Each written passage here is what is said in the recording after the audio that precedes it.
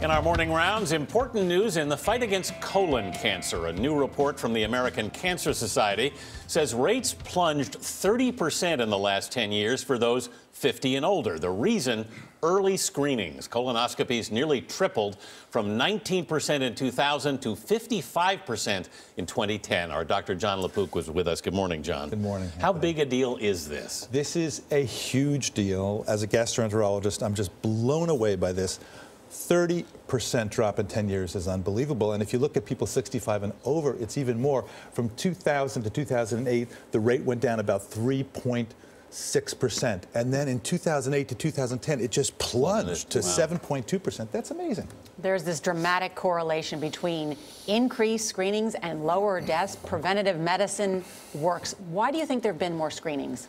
Well, there was a lot of publicity, of course, in 2000. Katie Couric got her screening, and there was a Couric effect. But in addition, the technology just got there. And there's no surprise that we're seeing this drop now, because the way colon cancer develops in most cases is it starts off as a benign polyp. And that polyp can be in there doing nothing for 10 years, even more. So if at any point in those 10 years you go in and do a colonoscopy and you pluck out that polyp, the person doesn't get colon cancer instead of getting it. Right.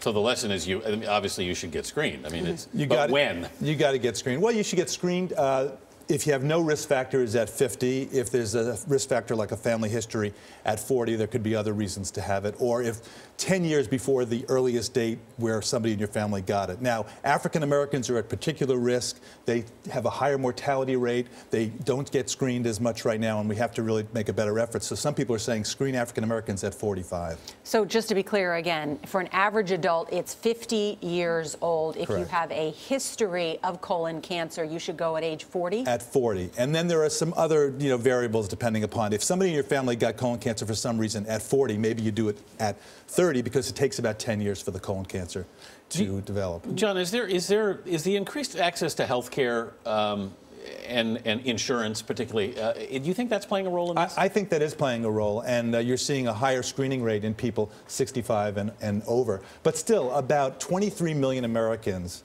do not get screened. And let me tell you something. If you are a parent, for example, you are not allowed to die from a preventable illness. Yeah. If you have anybody who loves you, you're not allowed to die. Basically, you're not allowed to die from something that is so easy to prevent. Yeah, and that's a really important point. This is one of the most preventable cancers. If you get screened, you can live a long life. And people don't want to do it for lots of reasons. They're embarrassed. The ick factor, you're not going to put that there. Well, you know something? You don't want to die of embarrassment. And in terms of the prep, yes, it can be a little tough to get through, but you know what? Doing a colonoscopy beats chemotherapy. All right. Dr. Jon LaPook, thank you so much. Great to see you.